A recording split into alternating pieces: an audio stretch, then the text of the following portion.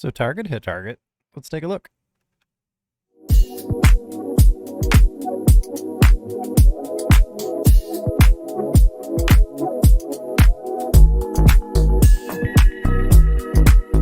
Hey guys, we're back with another 5-year, $500 Rags to Riches series video, and I want to just highlight something.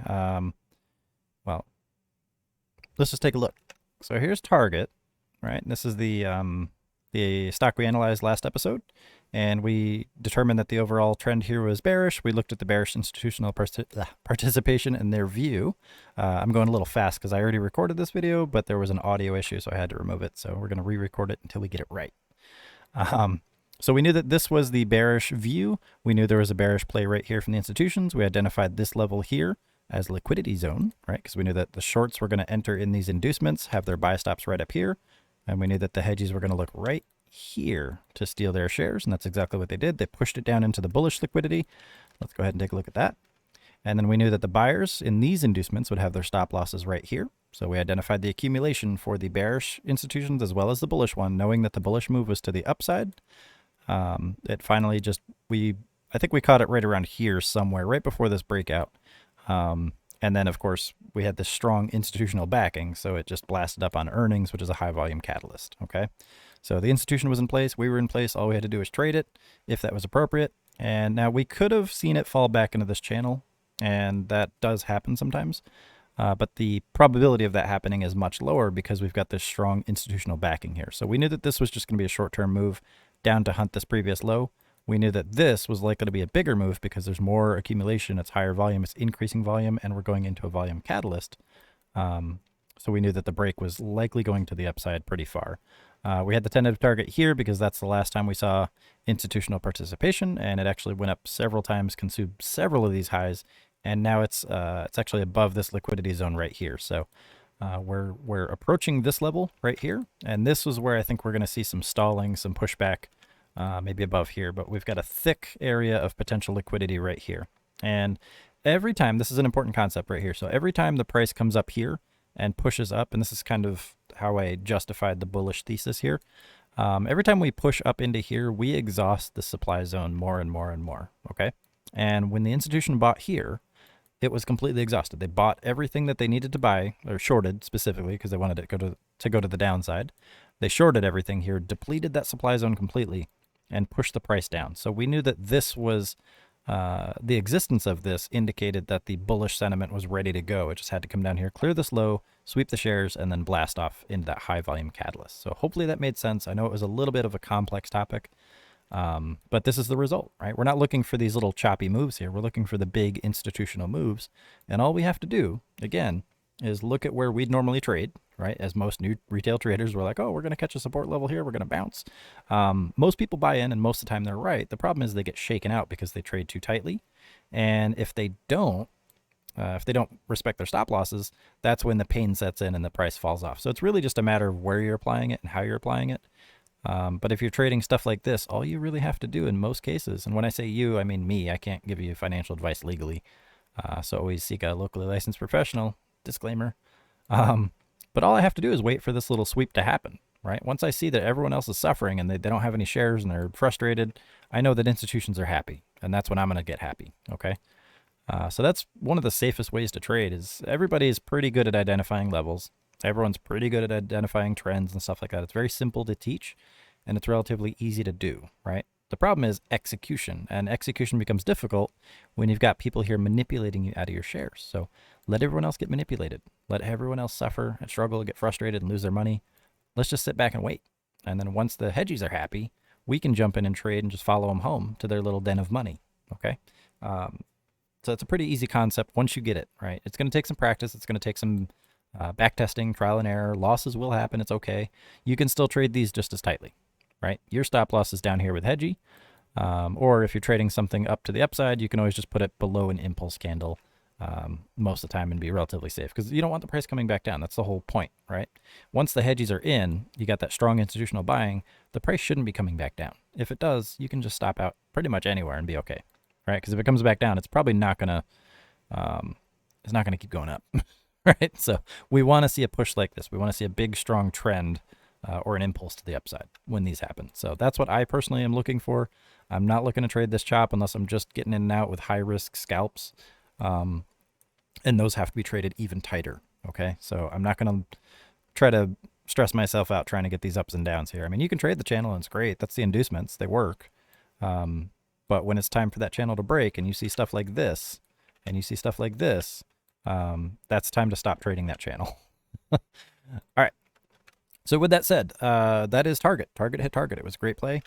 We identified nice and clean levels, nice and clean areas of participation. We saw the liquidity zones. We watched it happen. And this is the result. So it's not always going to be like this, but more often than not, it should be. And when it is, it outweighs those losses pretty easily, especially if you're on the option side. That doesn't mean you want to YOLO your whole portfolio into 0 days and try to trade overnight lottos and stuff like that. This is just the way it works most of the time. And keep in mind, there are also tactics for shaking out people like us that trade aggressively after the institution. So just be mindful, right? Because overall, you got institutions here, you got institutions here. They're fighting each other, right? We're the step kids. We're caught in the middle. So they're still trying to manipulate each other as well. It's not just them taking advantage of retail, because other institutions are the ones that have more money, more shares, so they're going to shake them out too. So this isn't an end-all be-all strategy by any means. It's not the unicorn strategy that everyone's looking for. It's just a more common sense approach to things that we can identify and have probably been struggling to find success with for a long time. So if you're struggling and you're constantly getting stopped out, but you're specifically if you're like, oh, I always get stopped out and then it runs the same, I should have held, right? If that's you, this is for you specifically, okay? If you're just trading tight and you're just grabbing inducements and locking in tight profits, beautiful. It's working for you. That's awesome. It should be pretty easy to do. You're just looking for levels. You buy, you put your stop loss right there at that liquidity level. This shouldn't really affect you too much until you have a loss. And then your loss should be nice and tight. And then you just miss the big move. That's all. Unless you catch it back on the way up as part of the channel trade. So no biggie. Easy peasy. Now let's look at the account really quick. I have to keep this one pretty short. The other one was about 9 minutes, so I got to see if I can beat that. So here's the account so far. You can see that we've got the $100 left from the most recent extra fund contribution. I did a website over the weekend. I got $500 for it, but I'm not going to put the full 500 in here because I want to keep this account and the contributions to it in the realm of attainability for everyone else. Not everyone is going to go out and build a website on a weekend and make $500 and throw it in here. So I figure $100 is responsible. Okay, so most people can do that. We're about halfway through the month. You can do Grubhub, you can clean parking lots for restaurants, you can do odd jobs, you can go mow people's lawns or shovel their driveways, whatever it is, right? You don't want to be a slave just to make money, just to put it in the market. But if you are already making extra money, those contributions do add up nicely. So plus, for the sake of doing the speculative trades and stuff, I just want to have a little extra cash in here so it's not so boring for you guys. Now on the dividend side, we've got CRBG that pays out on the 22nd. I already have one share. It's going to pay $1.16 on that date. I can sell it at any time, but I am confident in there being a positive P&L on the share as well. So I'm just waiting for it to push back up. So I'll sell that for a net positive result. Tesla pays tomorrow. I have 13 shares, so that's going to pay me $7.60.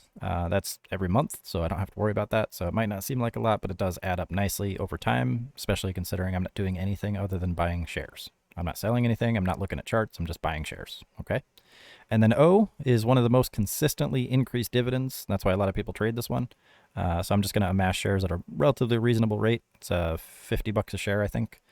That pays today 77 cents. So that is the total inbound profits on this portfolio. I did trade Carnival Cruise yesterday for a small, I think it was an 8% profit or something. It wasn't huge.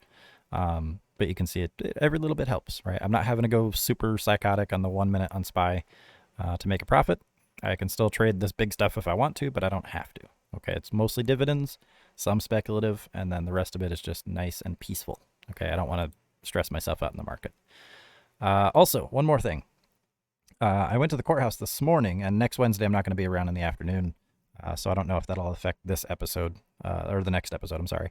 I'm getting married. So that, the reason I'm putting it on this series is because that will affect my the way I file my taxes. So right now, as a single individual, I can claim up to $3,000 against my capital gains tax burden, and I can claim an additional $3,000 against ordinary income, so salary, wages, stuff like that. That's a total of $6,000 per year with an indefinite carry forward, which means if I have $10,000 one year, I get to use 6 of it, and then 4 of it will carry over. And if I have 50,000, I'll be able to use 6,000 per year until all 50,000 is depleted. Okay, and that's my realized losses count towards that.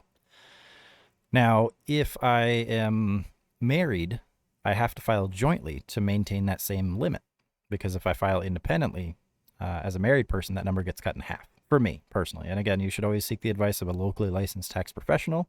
I'm just sharing what is going to impact me. So that is a life event, which means I can also qualify for getting insurance outside of open enrollment, blah, blah, blah, blah. That's another side of financial literacy. But as far as filing my taxes, marriage definitely does change the way I file my taxes. So there are other circumstances in the mix, so I'm going to file jointly because it just benefits me the best. So make sure you talk about that stuff with your tax person if you do get married or if you get divorced or anything happens that's a life-changing event. So with that said, this episode is about 11 minutes, so I got to cut this off. I'm actually adding more time to this. So I will catch you guys on the next episode. Thank you. I just wanted to walk you guys through this target play so you can see the impact of trading with the hedgies instead of against them. All right. Have a good day. Thank you. Bye.